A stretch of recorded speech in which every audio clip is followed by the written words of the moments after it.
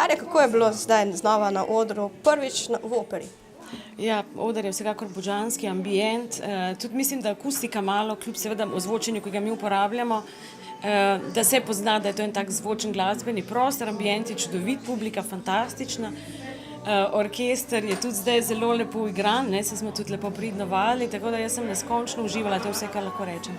Ljubljana ima zanimiv dramatični lok s pesmi, ste zato sprejeli, da jo boste danes tu predstavili? V bistvu moram reči, da sem najprej slišala samo melodijo. Tekst se je naredil naknadno, ampak me je že melodija sama tako nekako, ne vem, pritegnila, takoj, ko sem jo slišala, sem nekako, tole pa nekaj zelo zanimivega, nekako kot da mi leži, ker jaz vedno rečem, začutiš ali pa ne, da ti na pesem leži. In potem tudi tekst, ki ga je Anja Rupel potem tudi napisala, je super, no, zdi se mi, da mi paše, da je ravno pravšnji, da tako rečem, za moje obdobje življenjsko. Kako pa je tekmovati s prijatelji? Danes je tako pester spekter vseh glasbenikov tu zbranih. V bistvu prijateljsko tekmovanje, privoščimo drug drugemu, kdorkoli bo dobil kakršnokoli, ne vem, priznanje, nagrado.